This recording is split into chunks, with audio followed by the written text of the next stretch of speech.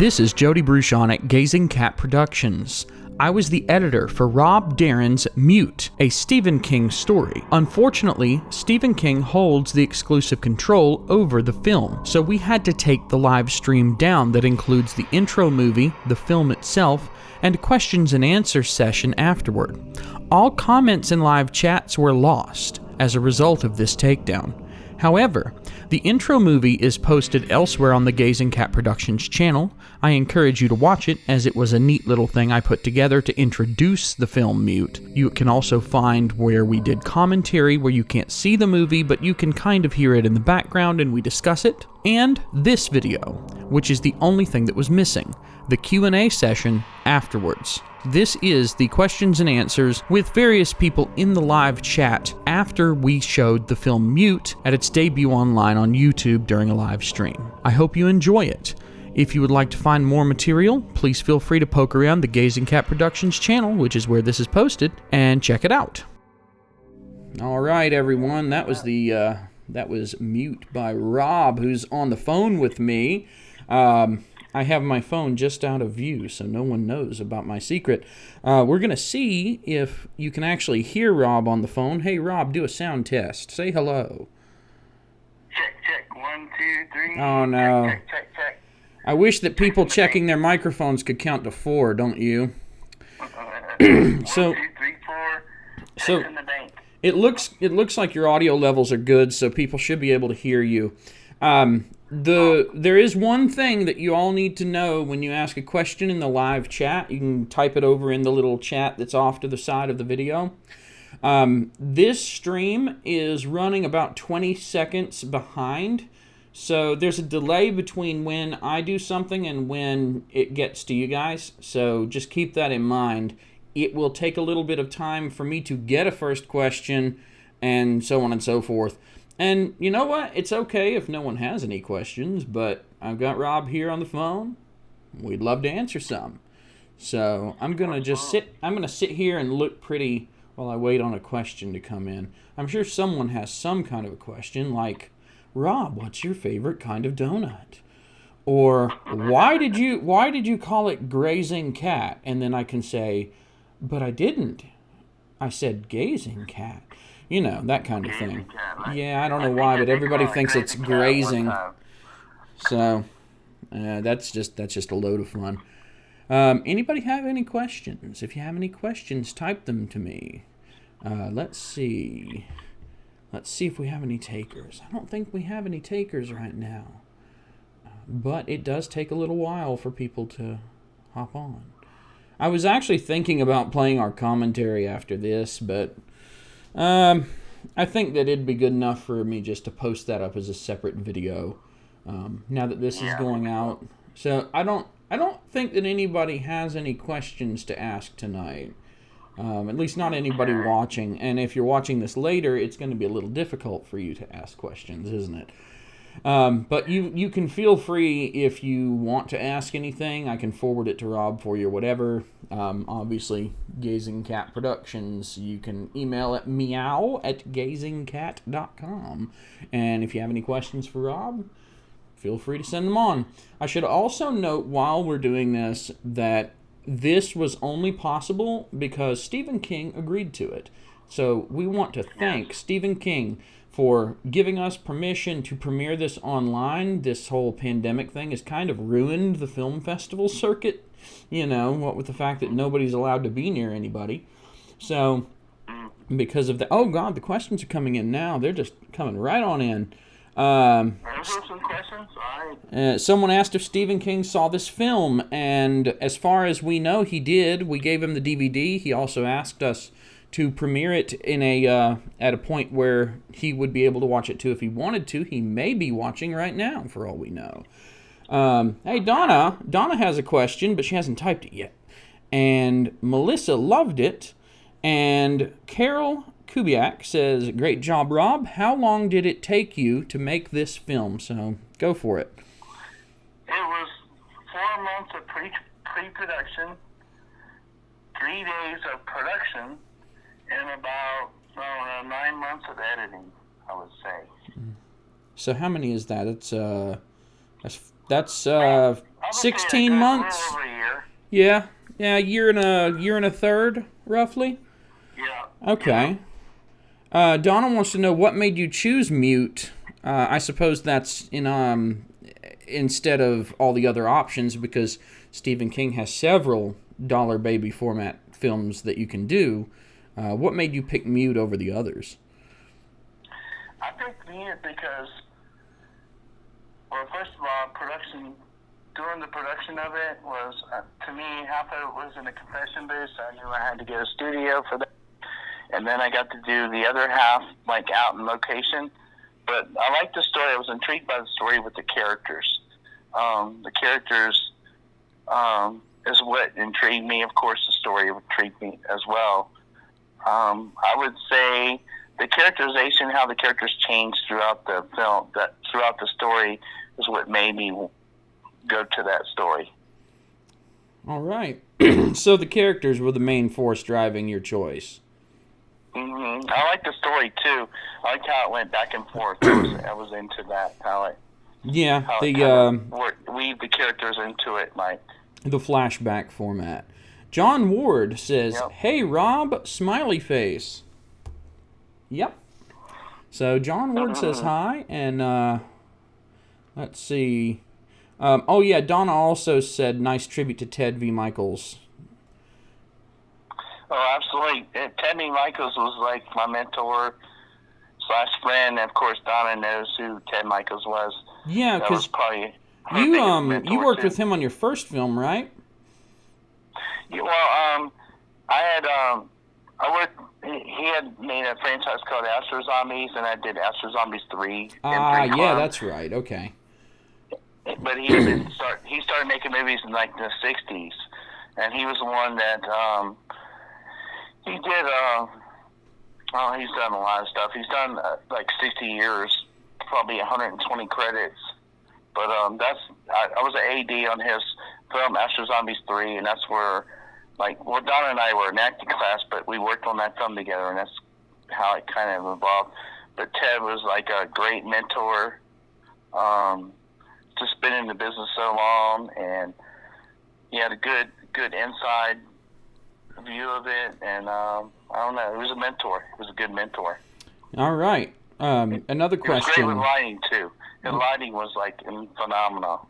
Yeah. What's your next project? Because I think you have picked that already, right? Yes, I have. I actually got green-lighted from Stephen King to do a short story called "All That You Love Will Be Carried Away," and I'm making it basically a mute part 2. So it'll be the first time ever that someone has taken 2 Stephen King short stories and made them combine as 1 and 2. So right now I'm working on that. I'm writing on that. I'm actually writing it with Rob Morocco, who plays the lead character in the film. Working on that with him, and hoping to get that film next year sometime. We'll have it out. All right. A couple more things have come in. John Ward says Mute was a fun shoot and that you are a good director. And I'd have to agree. Unfortunately, I wasn't able to be there for the shoot as I did not know about it. I ended up becoming the editor a little later. You kept on coming in asking me about computer stuff, and I got interested and ended up with a pile of footage. So, thank God you were the editor. Oh, jeez. You took my mess and made it. I mean, I had great actors, great cast, but you took my story and made it. There was a lot of work to do. There was a lot of footage, so we had a lot ahead of us, and it would have taken a lot longer to edit had we not both put our heads together on that. I think there were so many different options that were good, and it's tough to pick when you have that many good choices. So Tom Southern says, thanks so much for using our Suburban Key Parties music in the movie. And I'd just like to say that the bar scene, the music that you guys provided, that bar scene really worked because of that song. Without that music, I'm not sure what we would have put on. Kelly Rhodes makes wonderful music. it's not something you'd hear in a bar jukebox. I think that'd kind of almost be an insult to the music, really. It just doesn't, it's not jukebox music, but you guys make, that song was great. I secretly listened to all those songs when no one was looking. But, man, if we didn't have some... Because we went and ADR'd the bar scene. We went back to Vegas and ADR'd the bar scene about 6 months later. And the audio was an issue, of course, you know that being an editor. But Suburban Key Party, we made it work, and it just worked out perfect. Yeah. Yeah, we needed that rock music because there were just some things that you can't fit classical or, you know, typical stock music, that kind of stuff into. And the sound is great. It's definitely, you guys keep doing what you're doing. Feed Rob more music so that I can use it in whatever he does next. Let's see what else is going on there. I see a whole lot of nothing. Is everybody out of questions? And now I get to wait for 20 seconds to find out. I hope that answers everything that everyone wants so far. Any other questions while I have Rob here or while I'm here? Listening to that Suburban Key Party music in my head again, because I've heard it like 1,000 times now. It's like when you edit this stuff, you practically, the music gets stuck in your head and it ping-pongs. So for some reason, I keep thinking of U2. When I hear their music, it kind of gives me a U2 kind of vibe to it. Yeah. Honestly, I'd say that Suburban Key Party's better than U2, but that's a personal. That's a personal thing. We can argue all day long, I'm sure. I don't even know who does or doesn't like U2. But let's see. Teresa Betancourt says, "Good job, buddy. I enjoyed and wanted more. I also saw white paint on the motel wall." Oh, somebody saw that. Oh, recognized it. That was a lot harder to make happen than you think because it wasn't there. You know who really recognized it? Well, two people recognized it. Kelly Rhodes and Bob Moorhead from Suburban Key Party really recognized it. Yeah. That someone else asked you, where were the desert shots? They were in Sandy Valley, technically Nevada, but like half of Sandy Valley is in California, so I would say right at the Nevada-California border.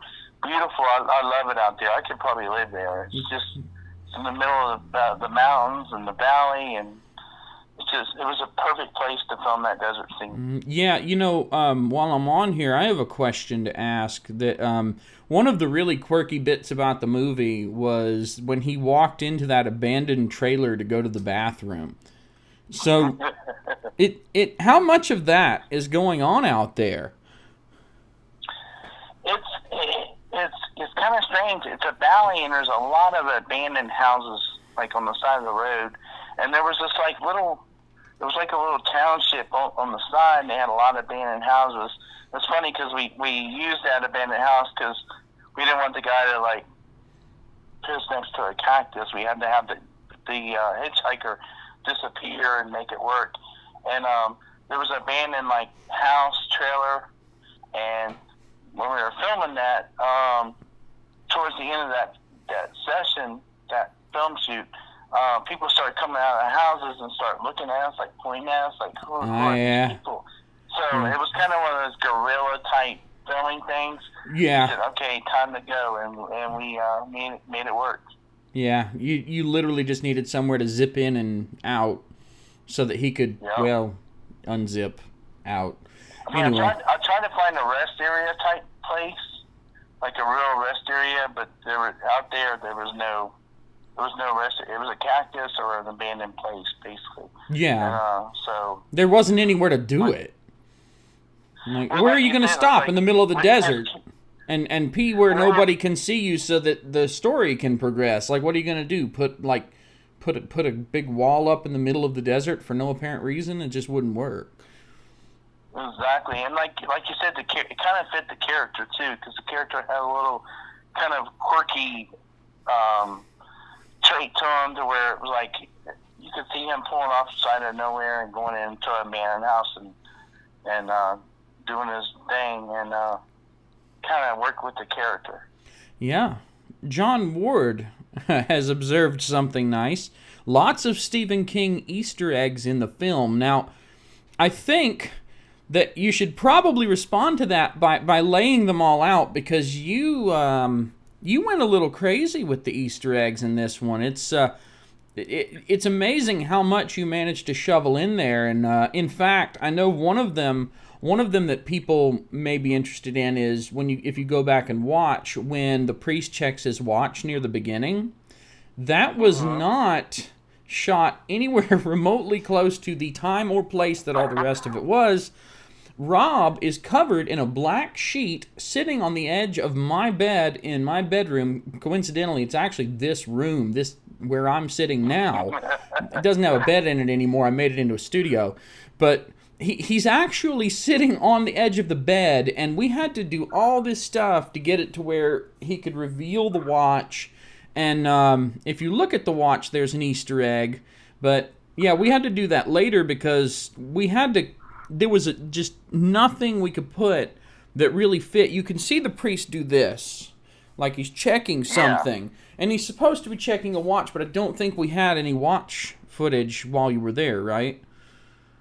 No, in fact, it was the priest, his father's actual real watch, antique watch. Yeah. That he was really excited about getting in the movie, so it was really cool. And his name again? But Ross Alzine that played Father Callahan, he was in Salem's Lot in the Dark Tower. That's an Easter egg right there. Father Callahan was a character that was in previous Stephen King stuff. Yeah. So. But there's a bunch of them. There's Barlow. When he talks to his daughter, and Barlow's going to pick up the lunch tab. Of course, that's the Salem's Lot, the lead vampire. Yeah. There's, of course, Father Callahan. Actually, his name's Donald Callahan, but they call him Father Callahan. And, of course, the big one is Blaine, the lead character, because in the story Stephen King wrote, he wrote Mr. Monet. He never mentioned the first name. Yeah. So I put it as Blaine, the Mono, which was the Dark Tower monorail that basically commits suicide in the Dark Tower. Yeah. And also the Chattering Teeth, when he's coming out to the car, and kind of makes sense with the mute hitchhiker. Yeah. He's the Chattering Teeth. It's almost like he's mocking the lead character, Blaine. And of course, 1408. That was an obvious nod. The graffiti, the writing. When he goes in the bathroom and sees a graffiti writing on a journal, that kind of foreshadows possible mute part 2, which is all that you love will be carried away. So that's a possible thing. There was a couple more too. Like you said, the 10 o'clock club. When he's in the desert and he comes up to the hitchhiker, he says, "Come out from the shadows if you dare." That's a quote from Dark Tower. Yeah, that was really good because that set the character as a goofy guy right off the bat. Like, he's just trying to be kind of funny.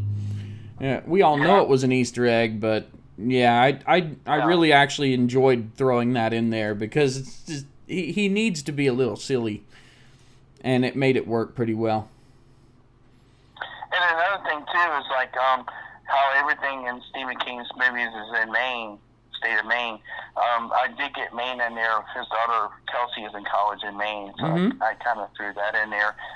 There was 1, 2, 3, 4, 5, 6, 7, 8. There was like 10 Easter egg nods in that 27 minutes. Oh, by the way, the F word was used 21 times in that movie. You just sat there and painstakingly counted. Count on it. You sat through 27 minutes of film and went 1, 2. That's just like you. That's hilarious. Yeah, and probably 19 of them were Rob. Don't you think? If Robert De Niro was in it, probably would have been about 300 times. But hey, 21 times in 27 minutes is pretty good. Oh yeah, absolutely. You know, it's not too bad.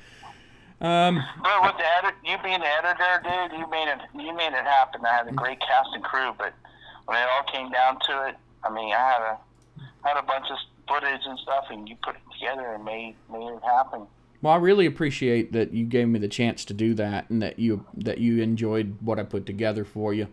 I learned a lot doing it. I can tell you that much for sure. Most of the stuff that I've worked with is stuff that I've also shot. So when you dumped a pile of stuff that I had never seen before in front of me and said, "Hey, you want to play with this?" Well, yeah, sure, absolutely. And that's how you learn. You know, if you shoot and plan and edit all your own stuff, it's a lot easier than if you have a separate editor, because then, you know, the person shooting, you know, they know that they can't just figure it all out by themselves later, and so on and so forth. Diana Moorhead says, loved it, can't wait for the next one. And apparently there will be a next one. Also, another thing I want to mention that you had mentioned really important about Rocco. Mm-hmm. You basically said he can act with just his face. Oh yeah. The guy is wild. That was the key for this movie, because he was worried about his acting at one time. I said, dude, your face, like the editor said, you can act with just your face.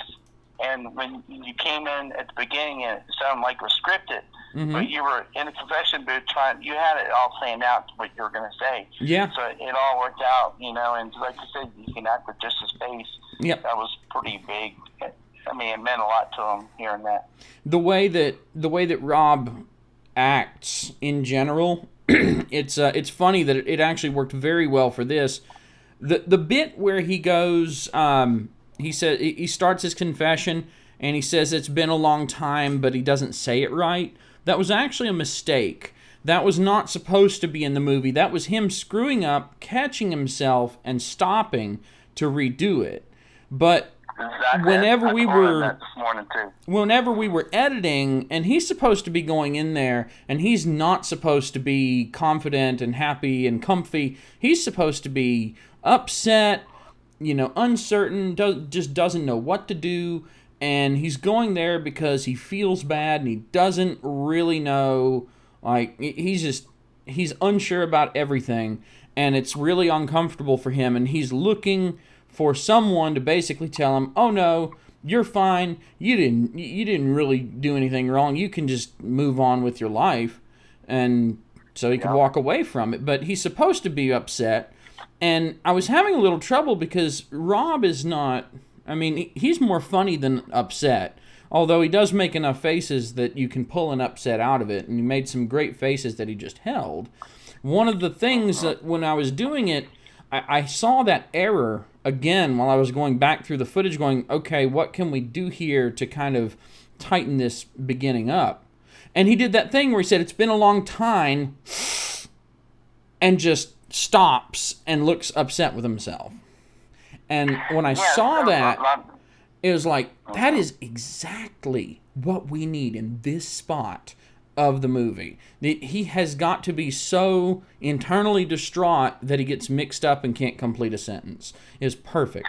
Yeah, he does that a lot too. There's some there's probably 3 or 4 situations where he extends it a long time to make it more like he uses his face and his reaction to make it work. I think the acting makes it better acting. Absolutely. I think it looks like we may have run out of questions. We sure did get a good number of them. So if no one else asks anything within the next 30 seconds of me talking about probably not much, we'll go ahead and close it up. So if anybody has any final questions, let's get those questions now so that I can nag Rob a little more. You know, I like forcing him to talk. I like extracting information from Rob. It's one of my hobbies. You know, I've come to enjoy finding ways to make Rob tell me all of his secrets. So let's see if we can pry them out of him.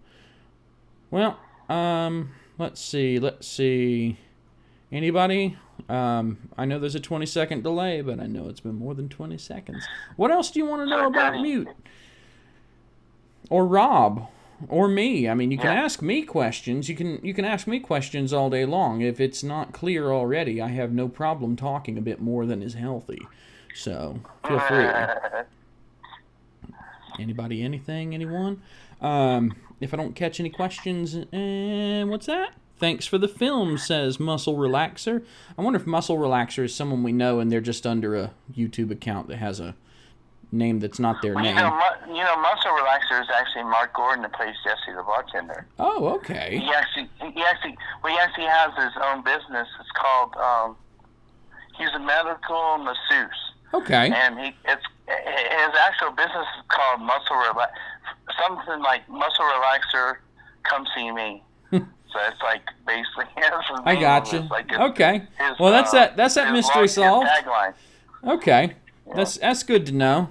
Yeah, I tell you what, the funny thing is the bartender's role was minimal in the movie, but man, it wouldn't have been the same without him.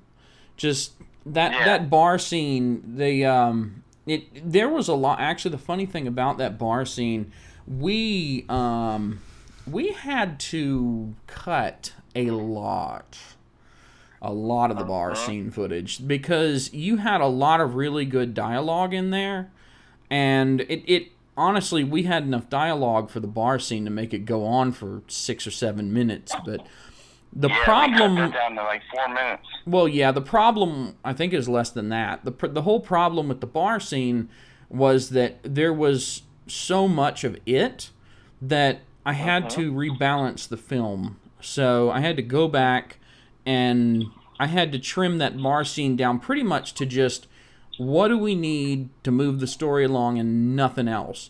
Because the bar scene was making everything else look teeny tiny. Oh, hey, the muscle relaxer your doctor should prescribe and the pain reliever you deserve. That almost sounds like it describes something that I had to drink one night. So appropriate that he's the bartender. But that's what I'm talking about. But yeah, him breaking up the bar scene by coming in and talking to them with little quips, that was definitely a highlight of that whole part of the movie. Why change the rain from the short story to the desert in the film? I know the answer to that, I think, but I'll let you take that one. What's that? Why did you change the rain from the short story? Because in the book, he's driving in the rain in the beginning. Why did you change it to the desert? I thought number one, said the actors and cast was out in Vegas, so I had to kind of work with that. But I figured the desert would make it more, I don't want to say eerie, but it made it more, with the hitchhiker thing, you always see the old movies with the hitchhiker in the desert. Yeah. I thought it would make it a better story in the end. Yeah, I got you. That makes sense. Well, everybody that you wanted to bring on board already being in Vegas probably dictated a lot of that too. It's difficult to find rain in Vegas. Or so I imagine. The funny thing is, the next story I want to do, All That You Love Will Be Carried Away, it actually takes place in a motel in the snow with a farmhouse across in snow. So that's why I'm having trouble with that, writing it, but we'll make it happen. Yeah. The other thing with Mount Charleston. One of the nice little accidents about using the desert instead of doing the rain like in the book is that by picking the desert, you've taken the book and you've converted it kind of into something where you're not going along with the book strictly. Because I think that some movie adaptations of books make the mistake of taking the book a little too literally. So you're taking liberties with it. Instead of being in the dreary rain, he's stuck in the middle of an empty desert. Either way, he feels isolated and gloomy. It's just that there's tons of light, and he's still in darkness. So I think that desert switch worked out wonderfully, even though the book didn't do that. And prior to you bringing me this, I actually had not read the short story. So I had to read the short story to cut this properly. And when I read it, it was surprising to me, too, that it started out, oh, he's driving through the rain. And I was like, oh, well, the only rain that these guys are dealing with is sand splattering all over the place. So See, sandstorm. Yeah, and it gave me an idea of what they were going for in the book, so I was able to make your movie fit that a little better. Because part of the problem is you can write and you can direct all day long.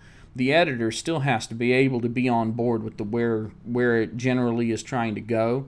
And since you already had a book as the reference material to do the writing of your adaptation, I figured read the book and we'll be on a good path. And hey, you know what? You guys just saw the movie. It worked out pretty darn well, if you ask me.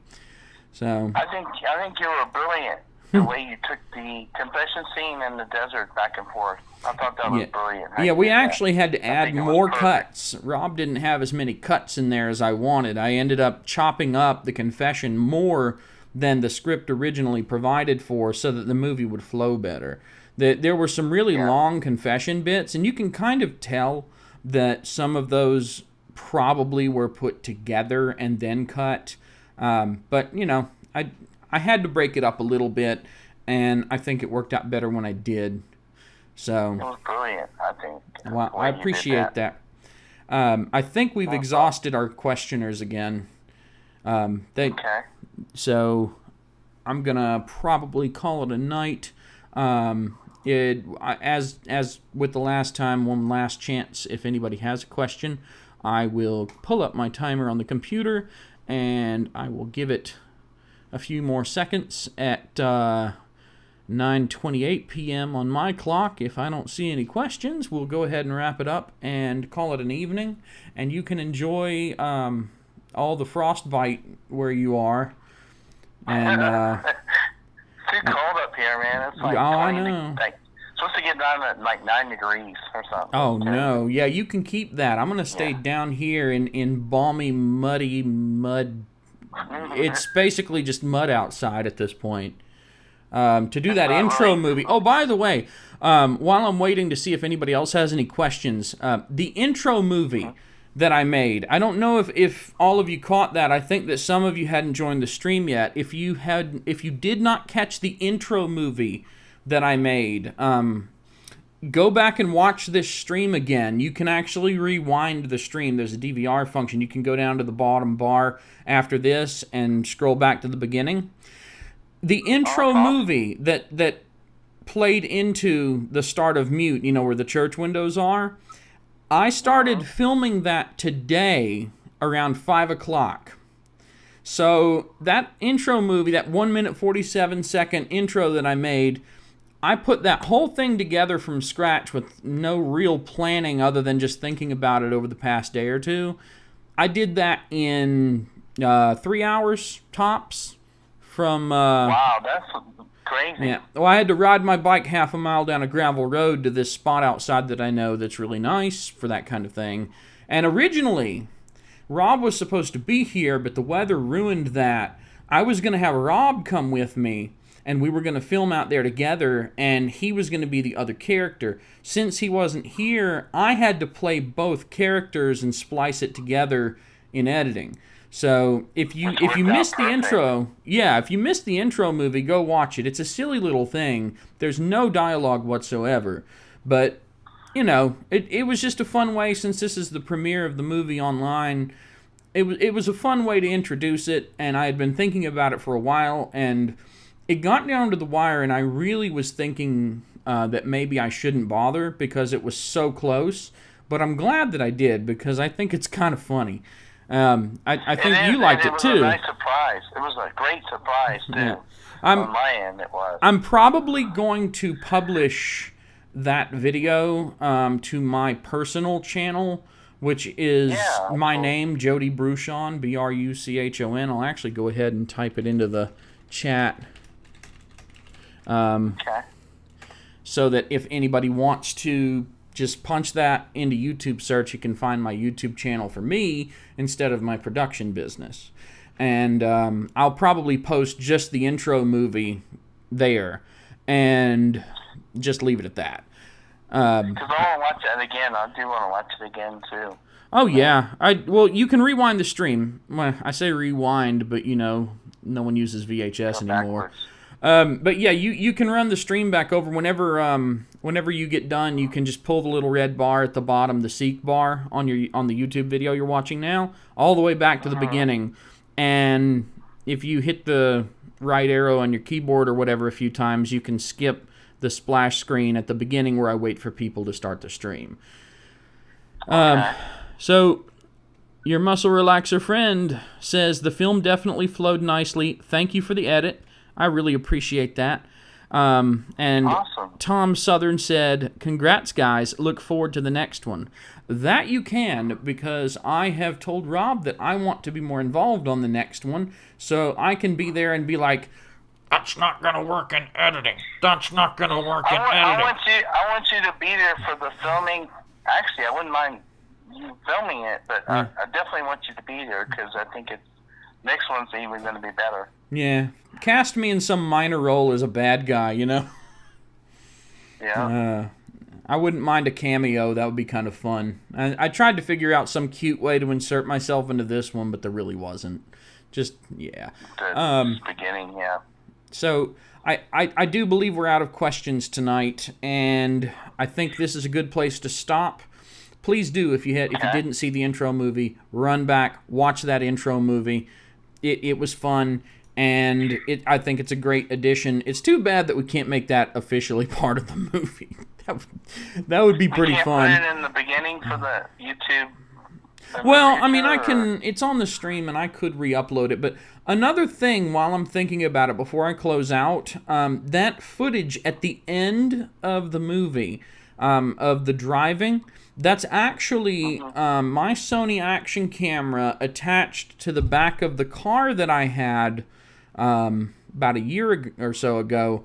I slapped the action camera on the back of my car. Maybe it was 2 years ago. I put the action camera on my car, and I just drove it at night. And I drove for a few miles, just for kicks.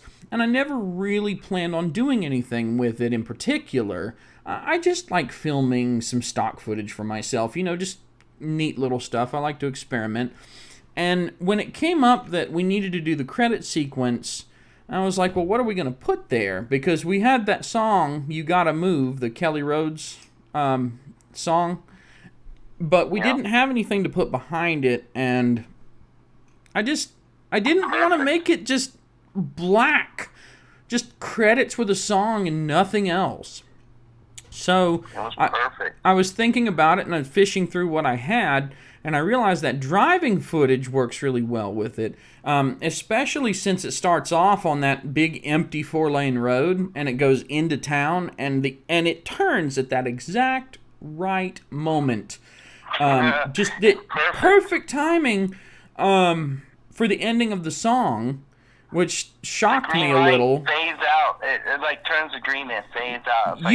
You would almost guess that video was recorded for those ending credits, with the timing like that, and because you can edit, you can move stuff around a bit to make things fit, but that was practically made for that. So I really loved the way it turned at the end. And I don't know if anybody noticed, but when I turn at the end of the credits, that wasn't it. It was at the beginning of the credits when the red titles, I think it was. No, at some point we did something with that stoplight at the end, didn't we? Maybe, I don't know. Yeah, on the teaser trailer, on the trailer. Oh, it was the trailer. That's right. Okay, that's why I was thinking that. I took the red rotating text that we had at the beginning of the credits. I used that in the trailer and then had it sucked back into the stoplight. I'd play the trailer now too, but I don't have that stuff queued up, and it would take a little time. They're both the trailer is available on the Gazing Cat Productions YouTube channel. You can just click the name Gazing Cat Productions under this video, the little cat logo, and you can find it somewhere in there. I don't have too many videos on here. It should be easy to locate. You can find the Mute trailer. You can also find White Paint, Rob's first movie. Was that just your first feature? Did you do anything other than White Paint? The only thing I ever did was I did a 48-hour film Pulling Strings, which you can find on my Facebook. And also YouTube. You should send that to me. I would like to see that. Have you seen it? You haven't seen it? I don't think you ever sent it to me. I don't think. I have. It was a 48-hour film. You had to make it in the weekend. I had to make 7 minutes or less. Well, I couldn't edit at the time. I had no idea how you would edit. So I had another guy edit it. He edited in 7 minutes. And then once I learned a little bit how to edit from light paint, I re-edited it, and it's about 11 minutes now, but it's more like how I was trying to make it. But it's pretty good. It's got pretty good acting, kind of scary little edge to it.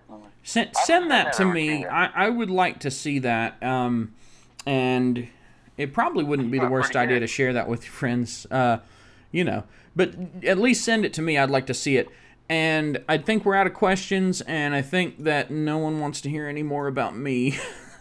So, hey, question and answers with Rob, the director. Let the guy that edited talk all the time. Is there anything else that you want to say, or do you have any other thoughts before we close out? Not really. I'm just glad, if anybody's listening, I'm glad you were, watched the film, and I think the next film's even going to be better. We're going to have it's coming along really nice. I've almost finished writing it, and it should be ready in the next couple of months. It should be completely done and ready to start filming. All right, so pre-production's over in a couple months? I'm looking at spring, hopefully, to film that. So Be ready to go to Vegas in the spring, Jody. No, jeez. Coincidentally, I actually do have to go to Kansas in April to do a video shoot, but that's bluegrass music videos.